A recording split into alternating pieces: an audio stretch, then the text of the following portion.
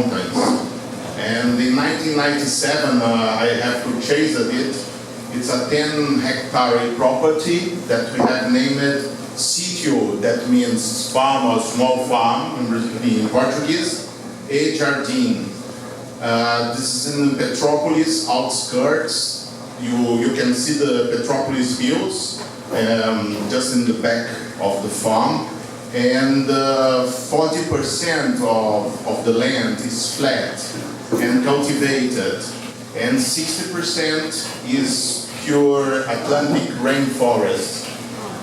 We have some water springs, 3 water springs. My neighbor bottles this water for sale. Not mine, but his. And we grow there about 3,000 rare plants, rare ethnobotanicals. We see our purpose is to cultivate plants that have a relationship to the human being. This is what we call ethnobotanical plants. Mainly of them are fruit trees, and this is about 1/3 of total. Let's say it's 1,000. Okay, next slide. There is to the right. I try to use this pointer here. It's not working so well. It's moving the opposite. Okay, I try to move it. It's not very fast. This here is our orchard of jaboticabas. We grow there about 50 different kinds of jaboticabas. We will see them in the next slide.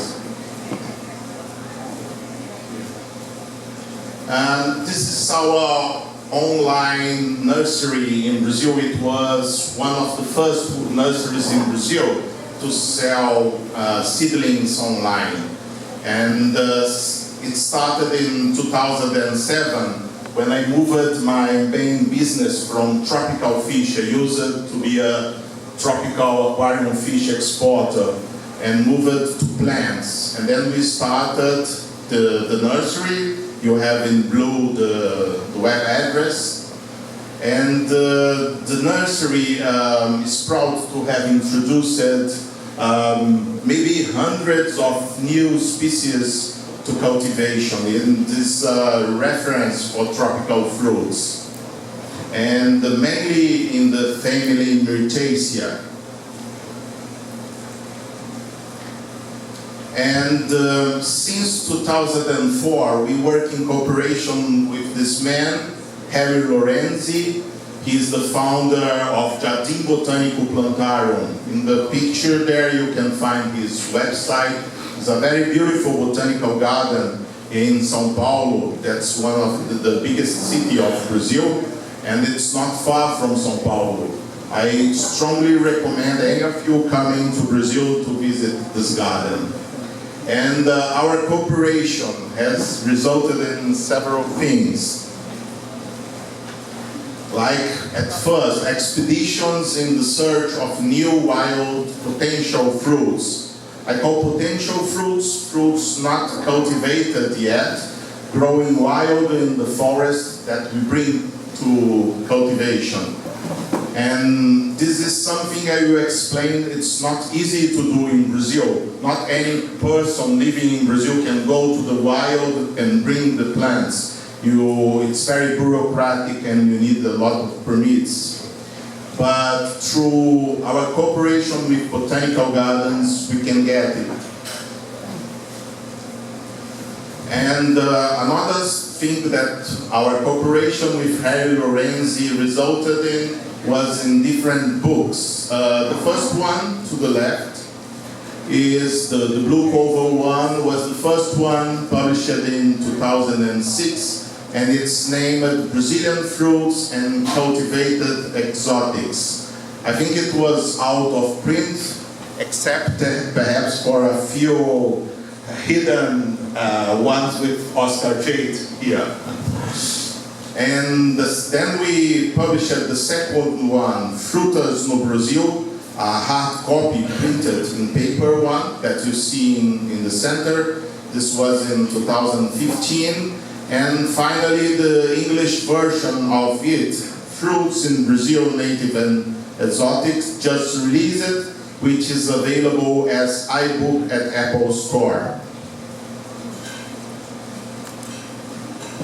And I also have collaboration and teamwork with a great person and dear friend that will present a lecture on Annonaceae from Brazil tomorrow. That's Antonio Moschbacher. That's Antonio in action to the left and to the right. This was some years before he decided to paint his hair in white. And it started in 2001. And this collaboration brought to Cultivation a list of what we call dream fruits. Like some examples, to the left is the giant guabiroba, is the fruit we will focus on this lecture today. In the center, I think I will get a pointer, it will be easier. Yeah, okay. Yes, this first one is Campomagnesia hirsuta. You can find the name here down, okay? The Latin name and the English name, giant guabiroba, okay? Then the next one is Eugenia selloi, pitangatuba. It has been once very rare in Brazil, now it's widespread. Even here in Hawaii, many growers growing this plant. Is a delicious giant pitanga, bitterless, excellent.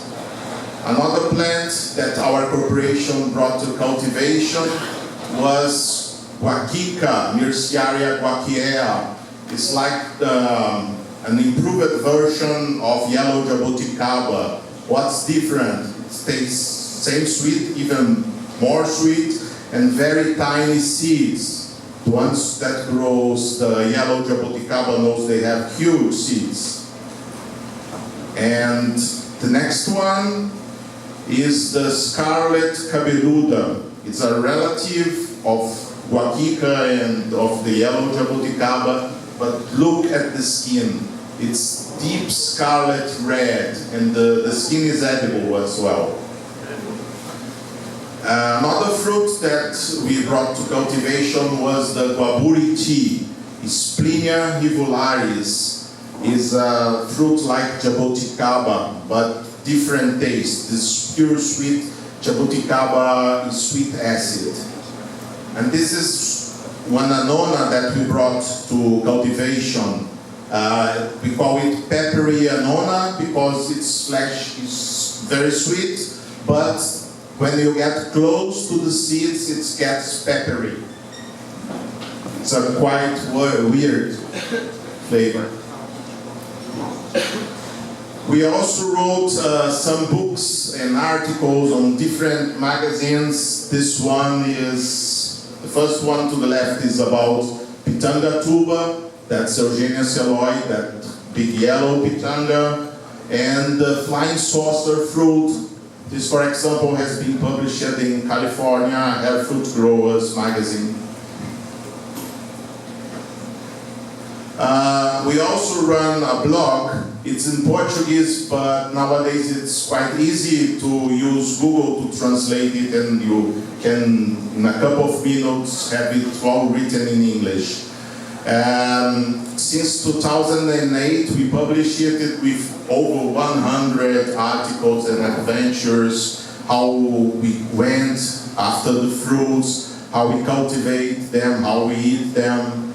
This big annona is a Rollinia, now Rollinia merged into annona. It's Rollinia mucosa, or some people still call it deliciosa, but it's a very special cultivar. This is big, as big as the head of children, of a child. and it's very good and delicious. This particular one is was developed by a great plant breeder named Hamadin from Florida. And we also run a YouTube channel where we present. Oh, I think there was more thing written down, but I don't know how to elevate it. The slide doesn't matter, I say. We present several videos showing how to try the fruits, how they should be eaten. So if you go to YouTube and type Sitio Jardim, you go to our YouTube channel. I point, for example, this to the right. This is a quite interesting video. It's with a question. I will translate. How many varieties of jaboticaba are there? Actually, there are hundreds, but we discussed this in the video. Why don't you do some videos in English? Yeah, that's the plan. Good. We also run a Facebook page. The name of the Facebook page is Eduardo Jardim. It comes from the nursery name because it merged from Orkut. It was before Facebook and they didn't accept company names. The company name is A Jardim. So, okay, then Eduardo Jardim. It's not a person, it's a nursery name. Yeah, for years I thought. Yes, many people, yes. And this is the kind of presentation we do in the farm. We sample the fruit in season. This is a couple of customers, and we have several stuff there. Perhaps the most unusual for you should be here. This is the Amazon grape tree, for example. It's very unusual. It's super sweet and very big. This is the giant santol from Thailand. It's a special type. Normally they are small, but this one in particular is very big. And people coming to Rio de Janeiro, Brazil, are welcome to visit us. We also keep an Instagram profile and Twitter account with exquisite photos and very dynamic information. You have the addresses there down. Can you have it this later for you if you can't note now? So our aim at Sitio Jardim is to bring fruits from the wilderness to the orchards. Just in center of this plate, this orange-red Annona was a dream, one of those dream plants. Antonio Mosbaca is a specialist in Annonas, and years ago he came with idea of two very excellent, reported to be excellent, Annonas, not in cultivation yet. This was one of them. I will not extend about it because this is the matter of his lecture. And so, how do we bring fruits from the wilderness to the orchards? Well, I will in the next slides explain why.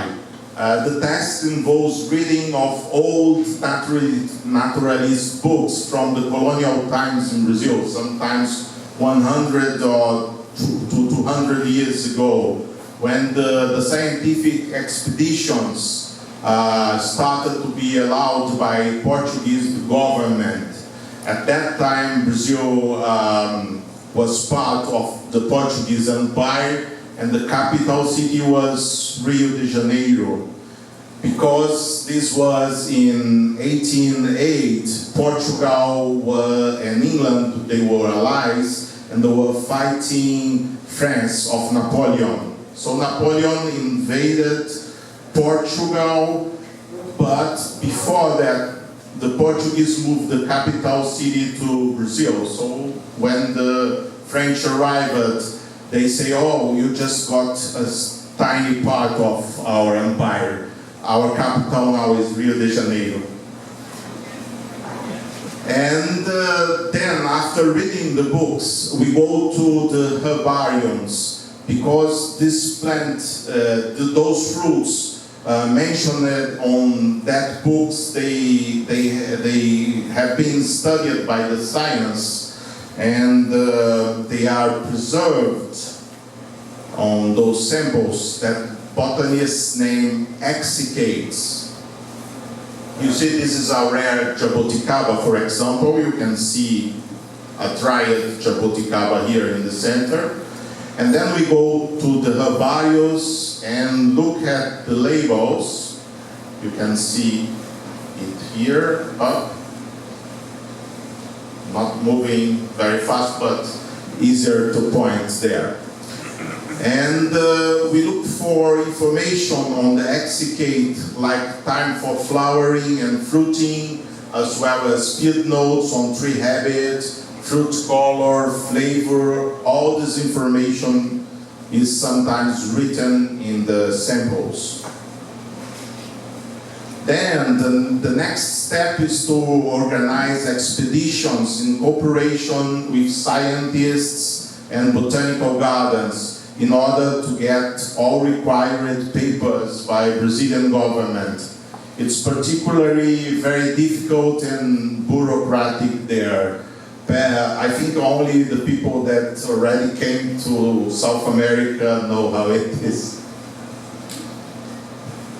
And then the next step involves the following. As nearly all old botanical records have no precise coordinates, finding a lost fruit in the wild is a hard task that involves a lot of field investigation and for sure uncertainty.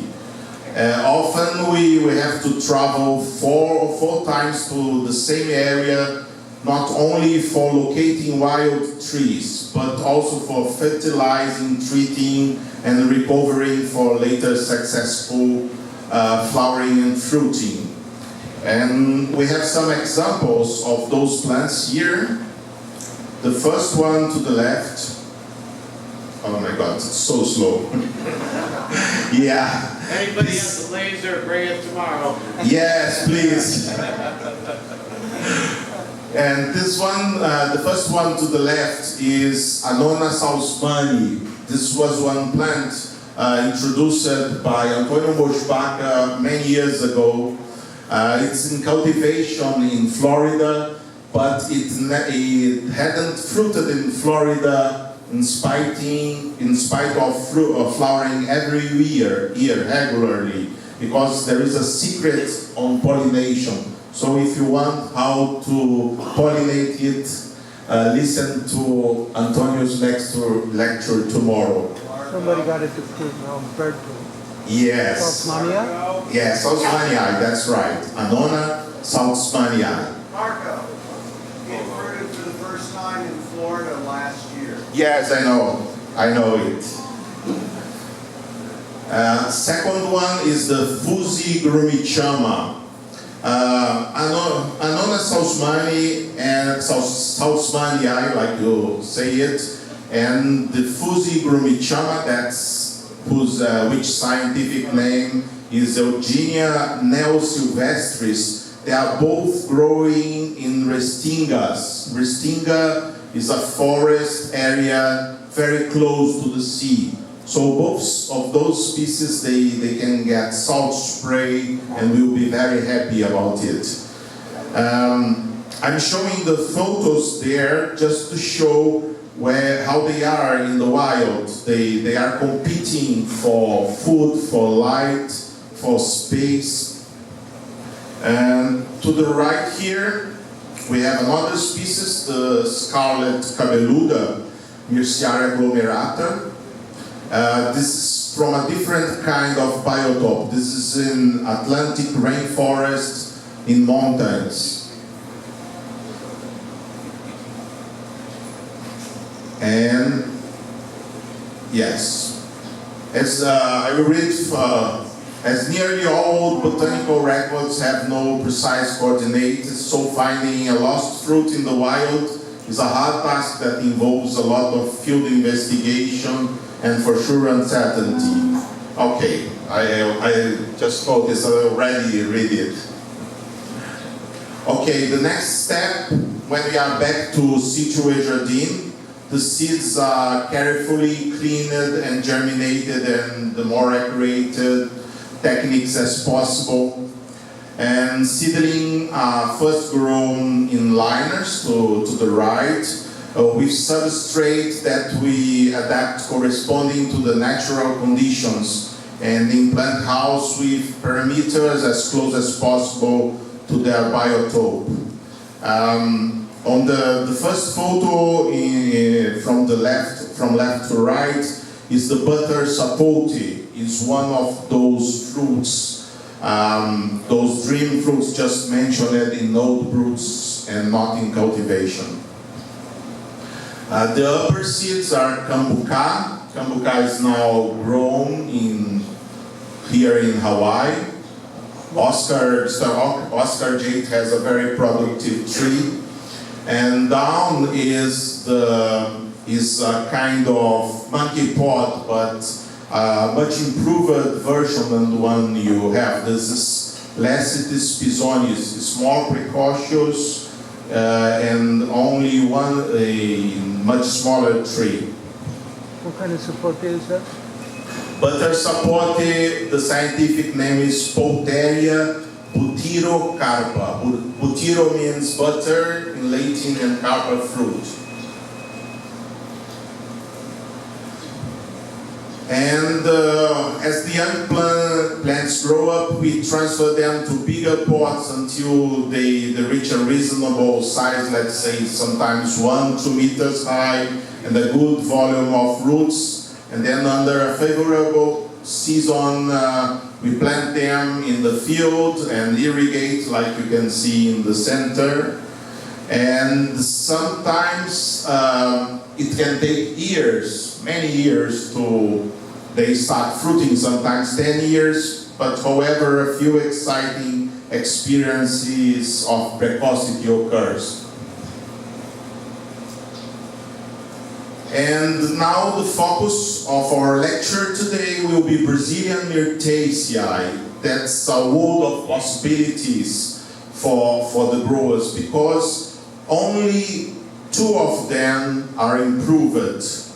The family is represented by a total estimated from 1,000 to 1,200 species in 23 genera in Brazilian flora. And from these 1,200, about 200 species in at least 11 genera, I list the genera there, deserves attention as potential fruit bearers. From left to right, the first one is Feijoa acaceloiana. This is one of the few Myrtaceae that has been improved. This one is a cultivar named Helena. It was developed in a research institute in Brazil, and it can weigh up to 250 grams. In the center top, you find a close jaboticaba, a relative, but another genus, that's Neomitrantes, Neomitrantes obscura. Then to the right, you find a Campomania. This is Campomania laurifolia, one with big fruits. And the fruits inside are in segments like a Garcia. This is very unusual for a Myrtaceae. They have a skin that's edible after cooking because it's tart, but the segments are very sweet around the pulp. Then down in the center, bottom center, you have an Eugenia species, Eugenia copacabanensis. This is from the famous Copacabana beach. Anyone visiting Rio de Janeiro will hear about this name. And the area has been a forest, or a Restinga forest, about 100 years ago, and this plant was there. Now it's gone, but it's still under cultivation, and it's a very sweet fruit. And to the left bottom is Cambuca. Another group of Myrtaceae, quite interesting, is the plants that people call jaboticabas. It encompasses 11 botanical species in the genus Plinius and dozens of cultivars. In our property, we cultivate more than 50 different varieties, presenting a great diversity, like you can see, in color, shape, size, flavor, etc. I'll try to point the above photos. I'm trying to get top left. Come on. Oh my God. Okay, I will try to say it's easier. The first one, top left, is what we call jaboticaba sapucaia. They have deep red new leaves, like you can see up there. And it's quite sweet with very small seeds, sometimes aborted seeds. Middle center in the top is what we call purple pulp. It's a jaboticaba with deep purple pulp. Then next to the right is another species. It's Plinia fitranta, but one of its cultivars named the English translation long neck pink, because the fruits have a little neck and they are pink. Then down, middle to the left is honey drop, pingo de mel in Portuguese. It's one of the sweetest jaboticabas, and it's grown in center of Brazil, near the capital Brasilia, and the state of Goiás. It's a wild species there, but there is a huge farm there with over 60,000 trees planted of this. They have a big industry of wine. Actually, wine is the fermented from the grape. But if you can say wine for jaboticaba, they make a jaboticaba wine and export mainly to Taiwan and China. And in the center, you have not a true jaboticaba, but a relative from Venezuela. That's the blue jaboticaba, Myrtaceae vexator. To the right, where the two small blue triangles point to, is the gold jaboticaba, or as they call navel string jaboticaba. It's from Bahia, and its seeds takes very long to germinate.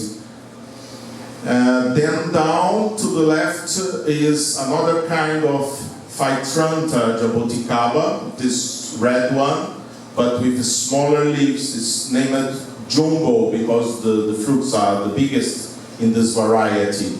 Then to the right, you have another species, botanical species, Plinia trunciflora.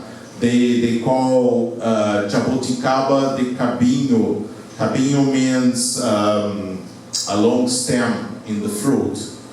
And this particular variety is named Café Rajada, means striped coffee. Why coffee? Because people used to say that jaboticaba in this species, they taste like coffee berries. You know, the red ones, when you taste, they find it similar to the taste of this jaboticaba. And then finally, the last one to the right He is another cultivar of Phytramta, named Exalc from a university that developed it in Brazil. Another thing about the Myrtaceae, when you bring them from the wilderness to cultivation, they have an excellent answer to horticultural conditions with very heavy production of fruits. When you find those fruits in nature, in forests or along the beaches, they have very few fruits and then they don't look promising. But if you bring them to cultivation, they will surprise you with thousands of fruits. Generally, they love full sun, good drainage, fertilization, and above all, irrigation. A friend of us say they are waterholics, addicted to water. And the botanical taxonomy is still under development. Because the dried samples in herbaria don't preserve well in fluorescence and fruit features. So the taxonomists are very interested in cooperation of horticulturists. The first one to the left, the first photo to the left, is a close relative of Eugenia uniflora, the Suriname cherry, but not that much. They taste totally different because Eugenia uniflora, Suriname cherry, most of them have an unpleasant, bitter aftertaste, but this one not. Then in the center, I show how profusely it flowers. From each flower will come a fruit. This is Myrtaceae guaquiea. And to the right is another Myrtaceae species. This is Floribunda. What was the one on the left? The left is Eugenia sulcata. Sulcata is the name. And only two species, like I told you before, of Myrtaceae, the Brazilian ones, have been object of genetic improvement.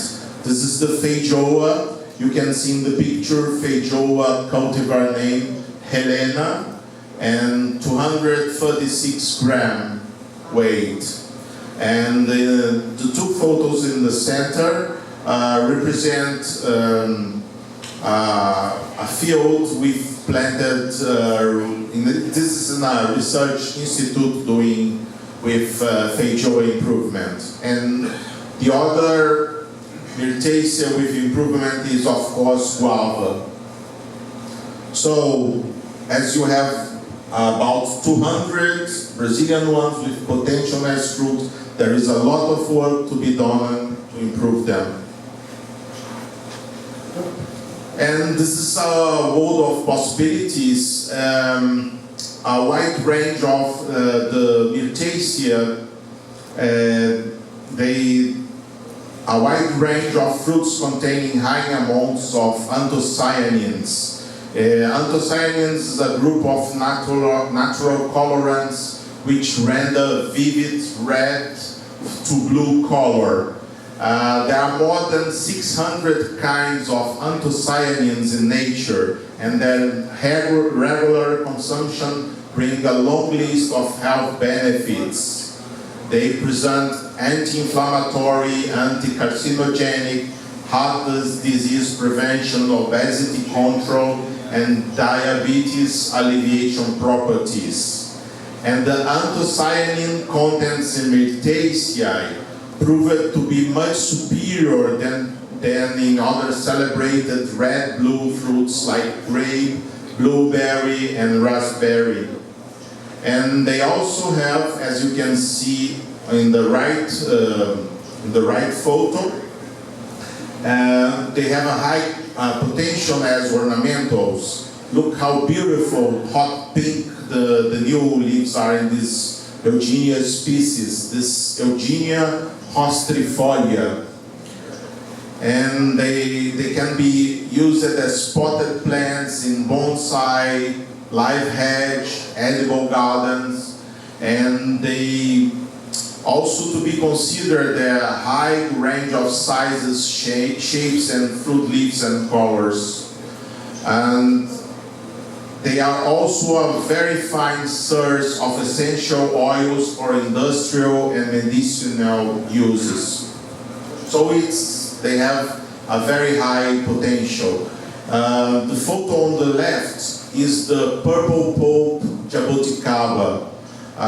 Normally, I think in Hawaii, most people only know one or two kinds of jaboticabas. But like I told you, there are hundreds of different kinds of jaboticabas. This particular one is very interesting and promising because of the color of the pulp. It means it's very rich in anthocyanins. And I will give you an example of successful introduction from a plant from the wilderness to cultivation. And this is the plant known in botany as Campomagnesia hirsuta and popularly as giant guabiroba. Guabiroba is a Brazilian Indian language for a group of fruits of about 40 species. They usually have flavorful fruits, but very small in size, just from 1 to 4 centimeters, with very few exceptions, like the one we will talk about, Campomagnesia hirsuta, that's reported to reach until 10 to 12 centimeters. And so the first step, like I told you before, is to look in very old books. This book you can see here has been written in the 19th century. If you get down, you can see the date. It is from 1846. And the title of the book is Travels in the Interior of Brazil, principally through the northern provinces and the gold and diamond districts during the years 1835 to 1841 by George Gardner.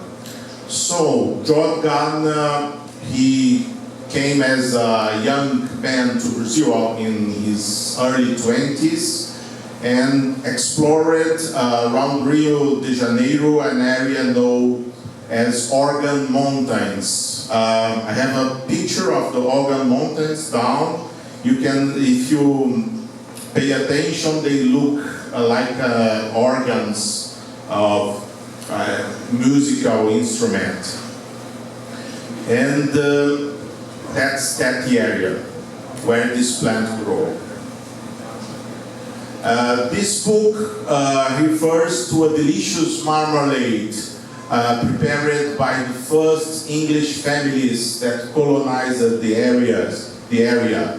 Remember, the English and the Portuguese were allies, so some English families came to Brazil and they have chosen the cooler areas like the mountains, and they have found this Campomagnesia species there.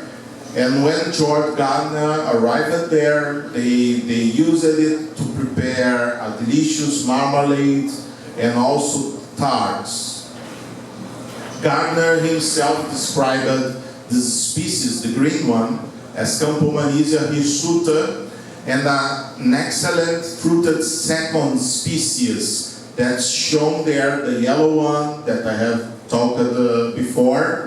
The one with fruit with segments like mangosteen, but totally different family than mangosteen. It's Campomagnesia laurifolia. And as a curiosity, I would like to say he sent live seedlings of both. This was in the 19th century by ship to Kew Gardens in England, in a device named Wardian boxes. This was kind of glass aquariums where they put the plants to keep humidity and those tropical plants alive for long trips. Like most of the 1,200 Brazilian species of Myrtaceae, Campomania hirsuta was an uncultivated plant, and nothing else than gardeners' report in the book was available to the public. So in the year of 2001, during a regular brainstorming about potential Brazilian fruits with Antonio Moschbacher, we decided to invest in the search of that dream fruit. We soon received the support of this man in the picture, Dr. Leslie Landrum from the Arizona State University. He was an old friend of Antonio and leading authority on Campomania genus. The species in question, hirsuta, was then included in the International Union for Conservation of Nature, an NGO organization, red list of endangered species threatened by habitat loss, and most important, its last record in the herbarium was dated 1945, and particularly Dr. Landrum had one student under his auspices in Brazil. Her name was Moema Carrara from the Museu Nacional, and she had just, we were in the year of 2001, and in 1997 she finished her thesis and sought for this species hirsuta with no success. So Dr. Landrum said to us, good luck, but it will be a very hard task to refine it. Well, our first trials followed the localities mentioned in the execate and the book for the late 19th and 20th centuries that correspond to the present city of Teresópolis.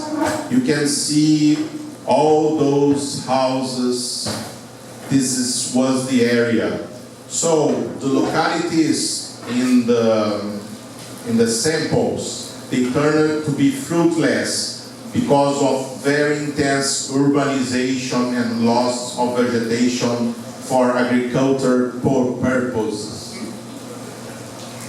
Well, then we decide to abandon those old clubs and start to search in remaining forests further in the mountains.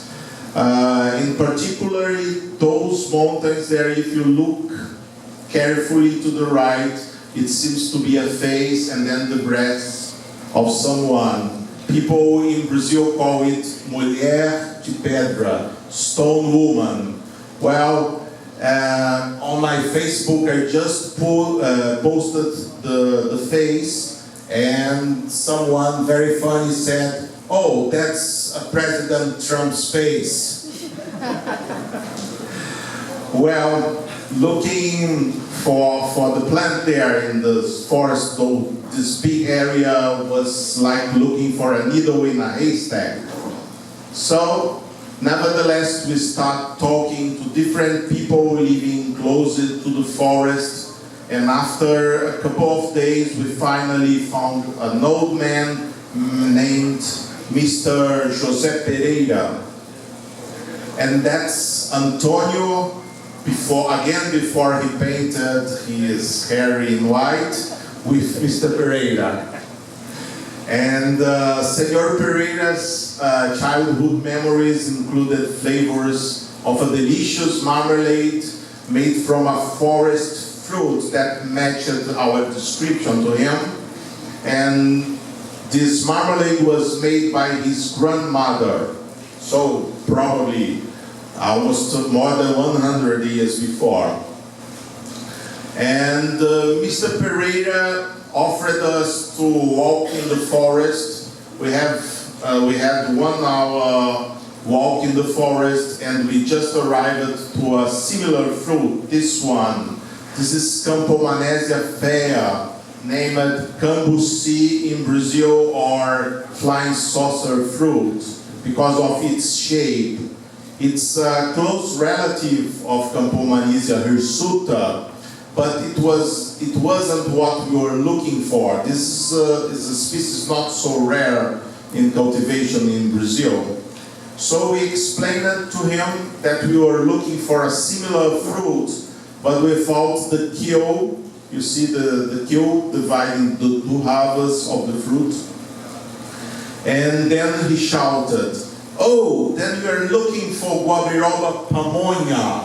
I don't know what it's meant, but that's what he said. And then he completed, "I haven't seen a single tree since I was a boy. It's probably extinct. Go home." Well, then we begged him to refresh his further memories, and he led us to the forest section where he last saw a Guabiroba pamonha tree. Well, the best tree, like I told you, it's the Atlantic rainforest. It's a forest where you have trees very tight one to the other, so it's very hard to see the canopy of the trees when you walk across it. And so the clue, the best tip to find a Campomania tree is to look after their trunks. You see that hand with the red ribbon showing a Campomania trunk. The bark peels off very characteristically in plates, like the Grumichama does the same. For people here in Hawaii cultivating Grumichama, they also, Grumichama trunk also peels in plates. So Guabiroba do the same, but in Campomania the plates are very thin. So this is the way how to find them in the mass of different trees. The Atlantic rainforest is very, very rich in species. Very small portion you can find from 200 to 300 different tree species. So it's very hard to find a plant there. And this was the clue. But then we could find several Campomania species, but not hirsuta. So we found Xanthocarpa, that's orange Guabiroba, one with orange fruits, a small fruited one, was not what we were looking for. Then Schlechtendaliana, that's a middle-sized one, green Guabiroba, and again the same Cambuci, Campomania fea, or flying saucer fruit. But then we finally found a slender tree, this one in the picture, which leaves matched the printed copies of a few photos Dr. Landrum had sent us by email.